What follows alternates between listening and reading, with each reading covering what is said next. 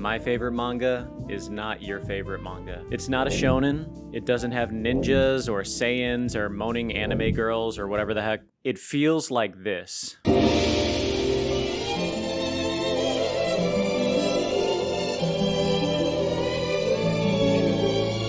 It's very calm, very peaceful, and it asks a simple question. What happens when you can't do what you love?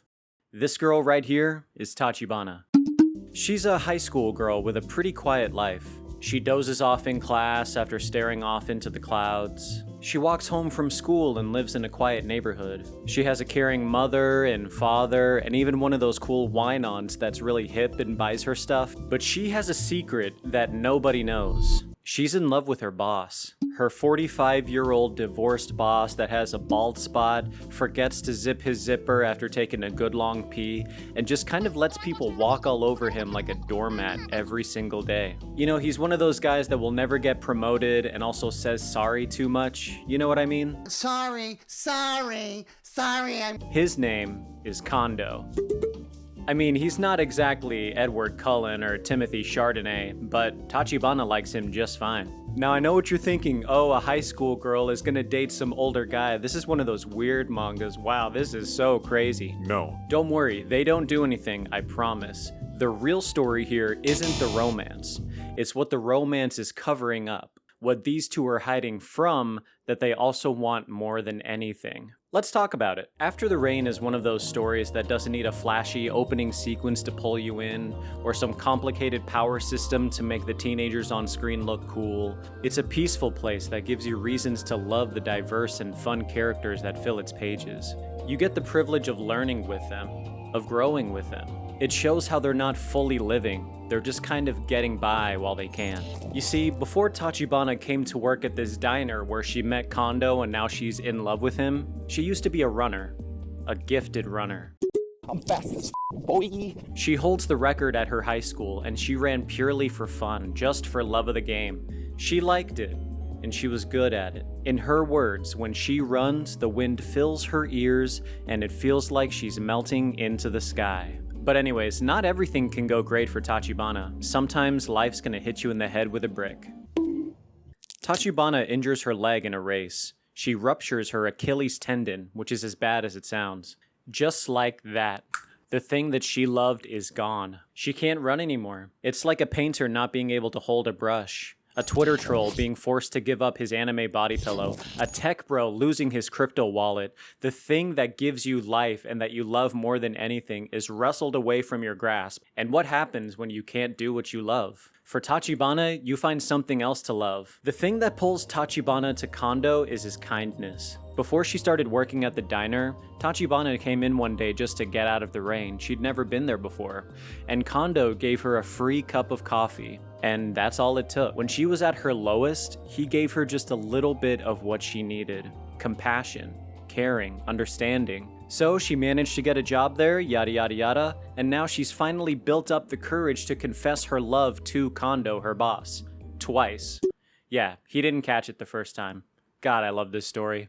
Like we said before, Kondou's 45, but he might as well be 80. Kondou feels past his prime, just like someone else we know. And the main thing that he and Tachibana have in common, they aren't doing what they love. They're not working on their purpose in life. For Tachi, it's running. For Kondou, it's writing. He loves literature. He loves reading. He loves getting lost in a good story just like you and me. But since he's had a kid and now he's divorced and life's kind of gotten in the way, he hasn't written for years. He doesn't feel like he has that life inside of him anymore. So he just settles on what he thinks he deserves. Okay, enough of this sappy passion stuff, blah, blah, blah. Who cares? Shut up, didn't ask. Let's talk weird shit, okay?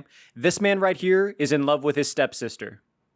No, I'm not making that up. This guy's name is Kaze, and he's kind of a dick. He's one of those cool dudes, you know what I'm saying? Mr. Cool over here. He's always got a babe or two on his phone, you know what I'm saying? You know what I'm saying, dude? He's a college bro that works at the same diner that Tachibana and Kondou work at. He's pretty good at reading people, and he eventually figures out that Tachibana has a thing for Kondou. Anyways, this is where things get juicy. Kaze starts blackmailing Tachibana to date him, or else he'll tell everyone that she's into the boss. Tachi is seething and mauling over it, but you know what? She says yes. What other choice does she have? Having your crush revealed when you're 17 is the equivalent of a death sentence. So they go on the date, they go to the movies. It doesn't really go anywhere. She's not having it at all. Why would she? She's being blackmailed. But here's where things really got interesting for me. He stops blackmailing her. He just gives up. He's like, okay, you're not into me. I'm not gonna tell people that you like the boss, whatever. And he just leaves it. It turns out that the reason that he won't tell anyone about Tachibana liking Kondou is because he also has his own unrequited crush, his stepsister. Yeah, I know. You know, Kaze, if you're really into that stuff, there's a couple websites where you know what? Never mind, actually. This one-sided love doesn't go anywhere. Kaze does not end up dating his stepsister, which is good, by the way, which is good. We're not those kinds of people here. The reason I bring up this whole Kaze stepsister stuff is because at the beginning of the story, Kaze is framed to be the villain for the rest of it, because he's blackmailing Tachibana. But what's really interesting to me is when he gives up and he instead starts cheering for her. I thought that was neat. Okay, let me finally lay out what this story is actually about. I'm going to get into spoilers now, so if you want to read this for yourself, I have a link below where you can pick it up on Amazon. I'll also put a QR code here.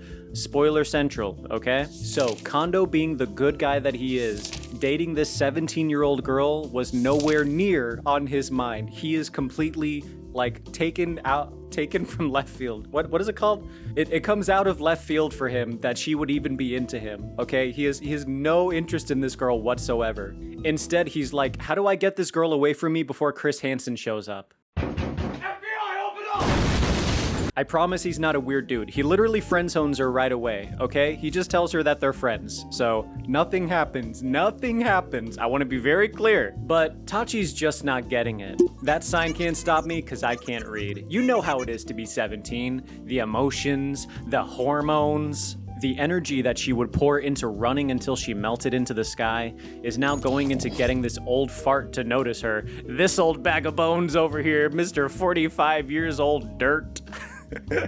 Remember when I said Tachibana couldn't run anymore? I lied.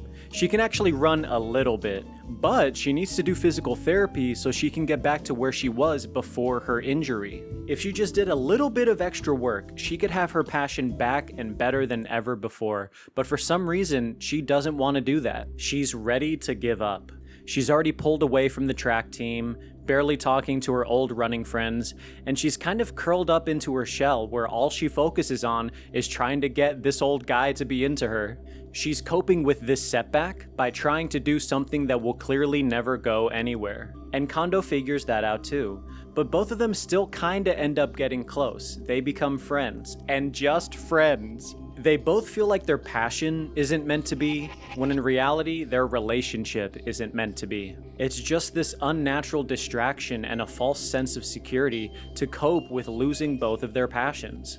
When you're like Kondou, getting older and you start seeing your friends surpass you, you start to feel beaten down. You have this fire in your heart and you feel drawn to do something, and you get stuck playing other people's games, stuck in other people's bullshit. So you start to lose track of that fire. It gets a little weaker and weaker and weaker. Tachibana's youthful energy, her care and compassion for him, it starts feeding that gentle fire inside of him. And Kondou's kindness and genuine passion helps Tachibana too. And they get more involved in each other's lives. Nothing happens, nothing weird happens. I swear to God, I'll say it to the day I die. Nothing weird happens. Nothing weird happens, please believe me. Through their friendship, they give each other the confidence to pursue their passions again. After almost a year of being friends with Tachibana, Kondou finally breaks the news to her. This just isn't gonna happen. And you know what? She's actually fine with it. She's done moping. She does the physical therapy to get her back on track, and in the final chapter, we see her flying down the running track, melting into the sky. And we see Kondou go back to riding after years of staying away. The rain is gone, and it's all sunshine now. So what happens when you can't do what you love?